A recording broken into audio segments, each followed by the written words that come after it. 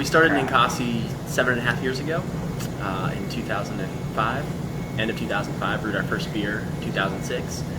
So that was really my first experience in the craft. The Sumerians were the first culture that we know of that brewed beer 5,000 years ago. And beer was the way that they created potable water, and it's also the way they stored food.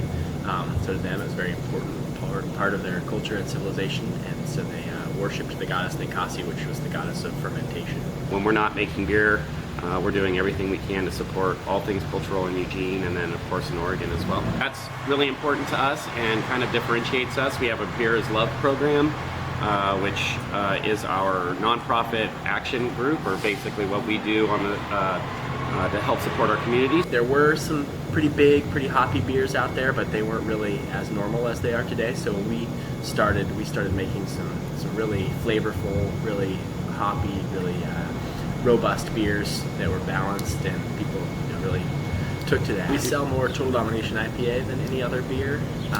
It's about 60% of our total volume.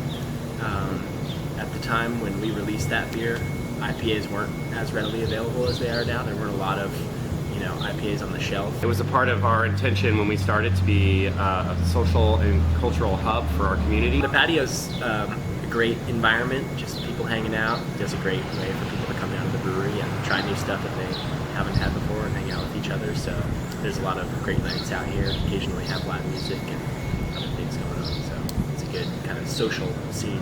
There's a lot of different aspects of what we do at the brewery, because we go basically from ingredient all the way to sale.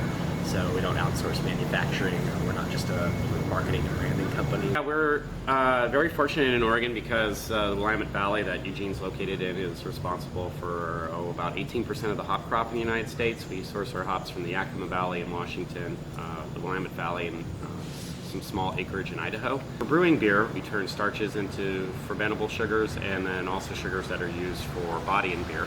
That grain is then pushed over into our lauter tun. The lauter tun acts as a filter bed, and then we use water, hot water on top to basically rinse all of the sugars through.